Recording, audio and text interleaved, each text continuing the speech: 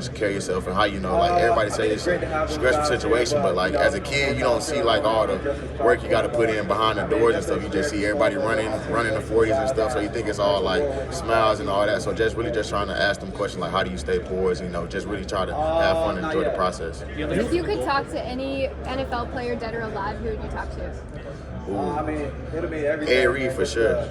You know, I don't really idolize too many guys or look up to too many guys, you know, but definitely watched a lot of him going up. And I feel like he just is a different type of, you know, specimen, being able to play the ball in the post, make big hits, you know, in the return game and stuff like that, bring it to the house. So, you know, definitely love his game. You know, I feel like he's one of the best safeties ever, you know. So if I could pick his brain and just, you know, try to figure out how he went about film studying, you know, preparation for the games, you know, I feel like that definitely give me an advantage. And then if you could go pro in any sport besides football, what sport would it be? Besides football?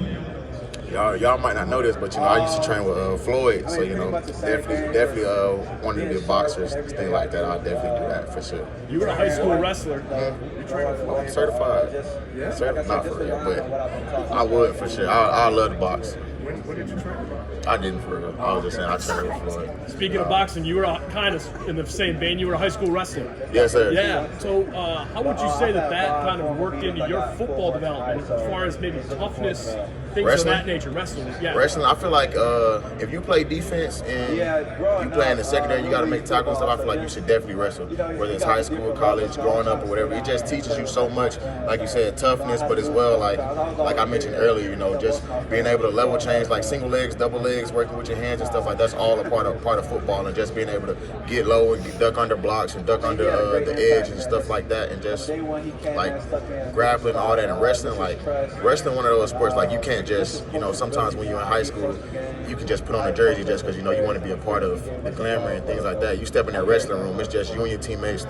It's 100 and some degrees in there, and like you sweating. Not too many people coming to the events and all that. So you know you really gotta love wrestling and what it's about. So you know I definitely would recommend that to any young guy coming up. Is there a particular coach from your high school days who had a significant impact on you coming up? Would definitely say I had a lot of good coaches in high school. You know, my football coaches, Coach Braggs, Coach Brian, and Coach Ron Brown, you know, they were definitely great mentors. All had been where I was trying to get to at the college level. So, you know, definitely respected those guys, and, you know, everything that they said, you know, it kind of stuck with me.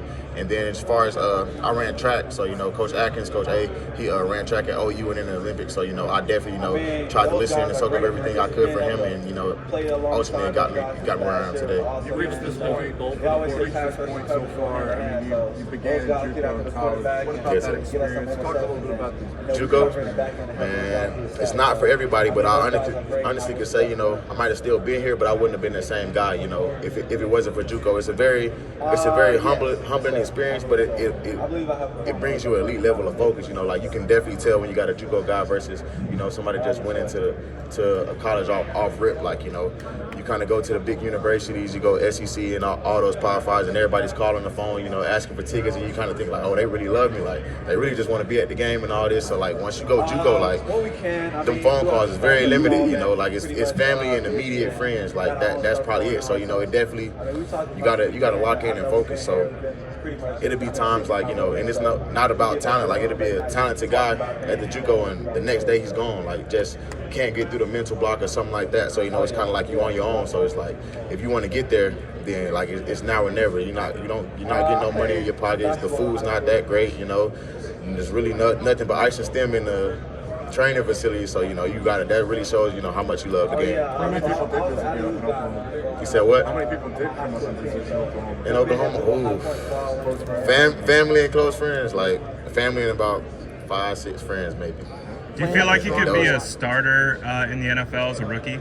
Yes, sir. That's definitely the goal, you know, to come in and be a day one starter, you know, and help a team win the Super Bowl. Truly. Well, playing with Logan Hall at Houston, what were your impression of him?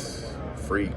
Like, you know, like I was just mentioning, you know, just learning the D-line moves and, you know, you ain't really got to tell Logan too much. Like, he's two-gapping people, and it was crazy. Just from practice, you know, you got to redo practice and redo the script because he's just messing everything up. Like, he's just a wrecking ball. And, like, just seeing him have that success from year one, you know, he's going against the Dallas Cowboys. You know, they have a great O-line, and he's just causing havoc. So it's crazy to see it translate for him. Have you met with the Buccaneers this week?